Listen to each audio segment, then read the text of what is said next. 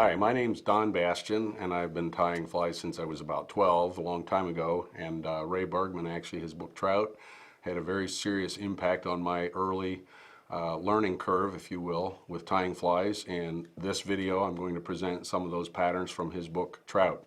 The first pattern I'd like to do is called the Gold Stork. It's a pretty simple pattern, except for the wing of bronze mallard, which tends to give fly tyers some fits. So I've chosen that pattern, and we're going to just go ahead and go through this as I get started here. I'm going to use black Danville 6/0 thread. I start my thread by actually going to the lower side of the hook shank, pulling back over, and the first turn then crosses over.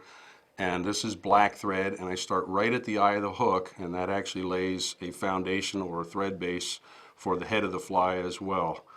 Normally when I wind about to the point, I will cut my tag end off. This fly has no tip or butt or anything like that, just a tail.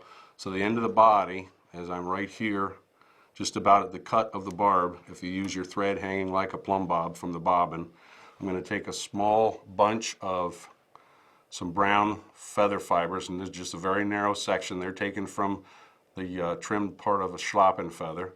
Pull those off.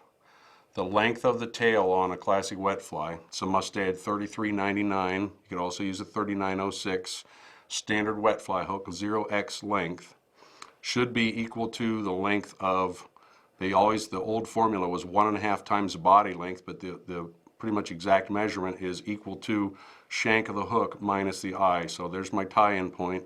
I'll hold that in the left hand, do a little pinch wrap, one turn, and now I'm going to advance the thread up to the head where I will attach the second material, which will be the tinsel for the body.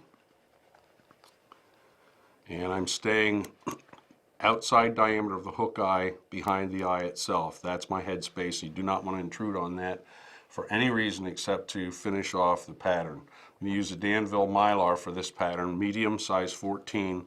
We need a piece about 5 to maybe 6 inches long. And this is gold on one side, silver on the other, so it is a little tricky getting it to tie and wrap the color that you would like. Face the gold side against the hook shank, because normally this and any other flat material that you use will reverse 180 degrees when it's elevated perpendicular and then begin to wrap. Also going to pause here just for another second and do, if this was going to be a demonstration or a frame fly, it wouldn't matter, but I'm going to put a little bit of flex cement on this thread underbody.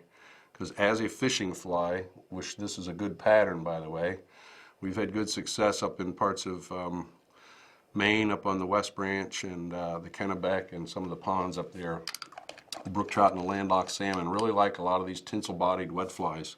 I've put a thin coating of the flex cement underneath, not enough so that it's going to squish out through both wraps, but I'm going to wrap this thread on by going back and then forward. So I end up with a double layer of the tinsel on here. It virtually covers up any gaps that might be there, and that bit of the flex cement makes this pretty durable. The advantage of Mylar is that it's easy to use, it's inexpensive, it looks great, and it will never tarnish. But the disadvantage is if one fish happens to cut the outer wrap with a tooth, then it will completely unravel. So this will actually help to cement the fly in place. Now I'm going to make this cut, and I have a tendency to always come in and stabilize my scissors point with the other finger here, snip, and there goes that. At this point I'm also going to take my whip finisher and just do a 2-turn, what I call security whip finish, because I would not want to inadvertently bump that thread and have that body come unraveled while I do the next step.